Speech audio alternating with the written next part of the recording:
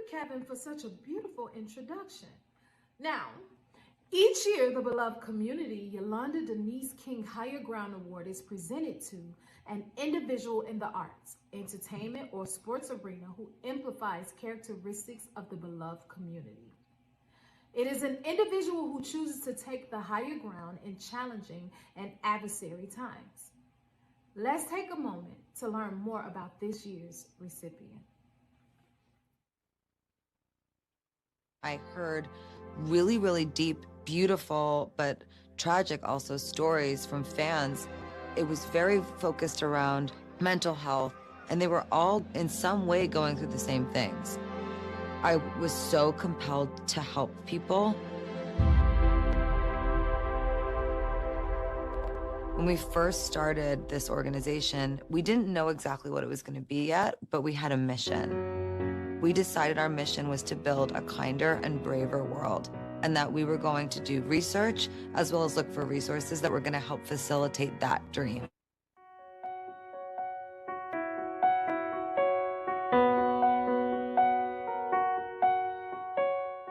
Justice isn't evenly distributed in our nation. People are rising up, demanding a change. There are so many leaders who came before us, and we know that we're following in their footsteps.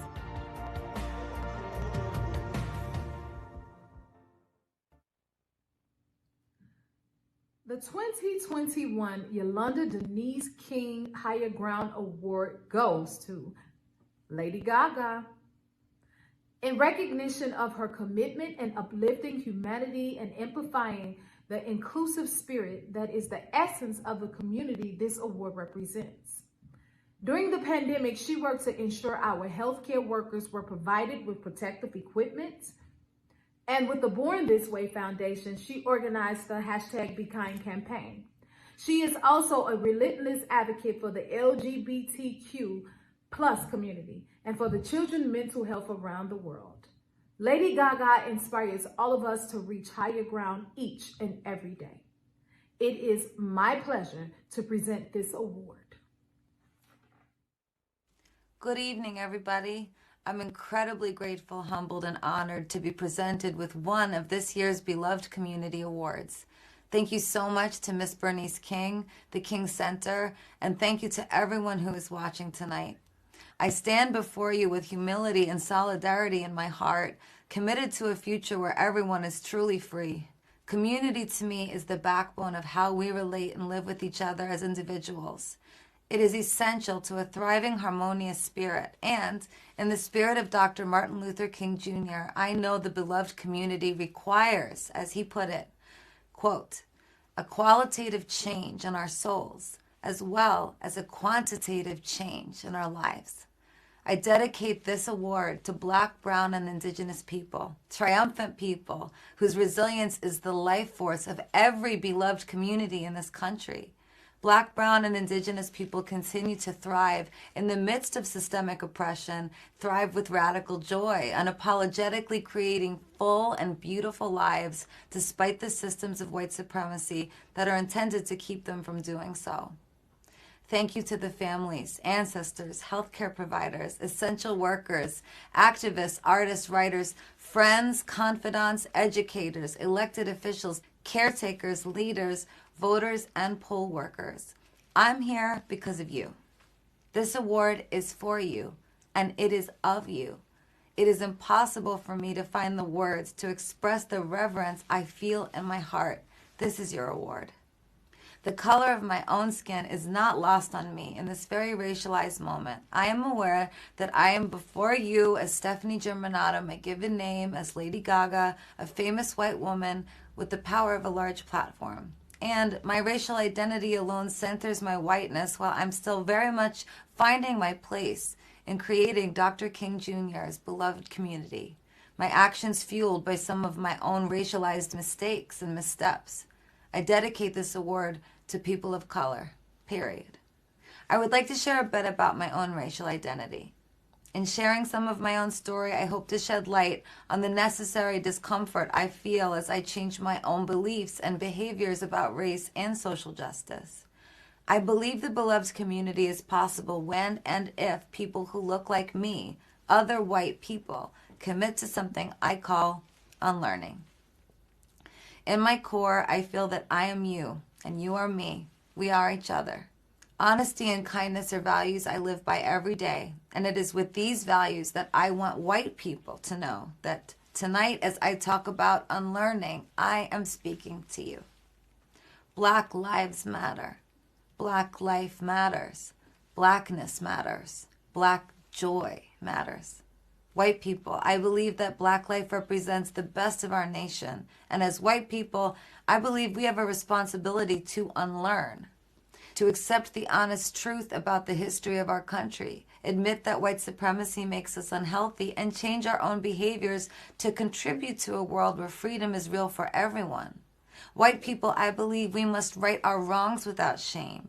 We must change our actions, and we must do this for ourselves. This is just one of our roles in the beloved community. To adopt some of Dr. King Jr.'s language, I believe white people must qualitatively heal our insides, and we must quantitatively change our actions and behaviors. Unlearning allows me to walk through the world differently. I no longer say I don't see color, as I used to say, but instead I now celebrate color abound. Saying I don't see color was once the greatest thing standing in my way of understanding what a beloved community requires. Unlearning means I look for racialized social constructs in every part of my life, every day, all day. I try to fight against them and change my own actions when I collude with them or benefit from them. Unlearning has given me a new set of eyes. The more I see with these new eyes, the more I change my own beliefs. The more my beliefs change, the more I change my own actions. The more my actions change, the deeper my commitment to a liberated community grows, and I hope my actions affect the actions of others. I choose to use the power of my platform to help grow Dr. King Jr.'s beloved community. For me, unlearning is love, not hatred.